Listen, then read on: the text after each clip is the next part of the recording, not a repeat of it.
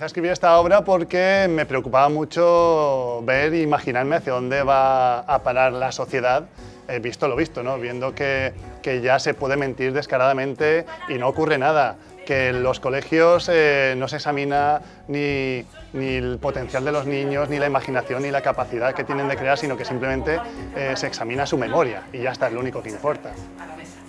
¡Todos tenemos que tener convicción! ¡Sí! ¡Tenéis que gritar conmigo! ¡Convicción! ¡Vamos! ¡Convicción! ¡Eso es! ¡Convicción! Lo que nos hemos imaginado es que en un futuro, si la cosa sigue así, pues a todos nos va a faltar un poco un veranito, ¿no? Por así decir, Donna Summer. Me estás agobiando. ¡Situación! ¡Paz! ¡Un chaval!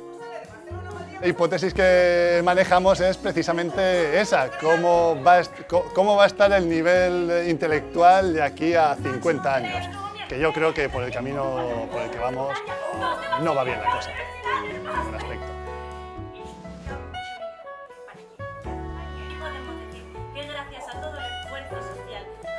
Cómo rompe la cuarta pared, apela directamente al público, lo dice al público, y también me gusta mucho la manera que tiene de mezclar esas dobleces del hablar, de la dislexia, con la emotividad que tienen las escenas, y que hace que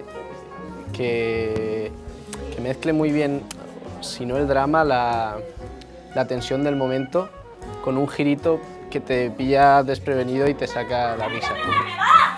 ¡Uy, no me lo digas dos veces que faltas, no me ganas! ¡Que muy listo, eh! ¡Que eres tan solo chupando el disco! ¡Ay, tú con esa pinta de niño y que la calle es matando! ¡Pero cómo caño me vas a apoyar el cómo! ¡Tú me vas a apoyar a la chupa! ¡Barbarita! Se ve una realidad que realmente puede llegar a pasar, que es una desinformación y una descultura de la población total, en la que los políticos no tienen agarrados por los cojones. Y es divertida porque por dislexia, ¿no? Cambian las palabras y tal, pero a la vez es muy duro, entonces es la drama de la comedia, ¿no? Te ríes y a la vez es como, hostia, esto es que está pasando o está por pasar.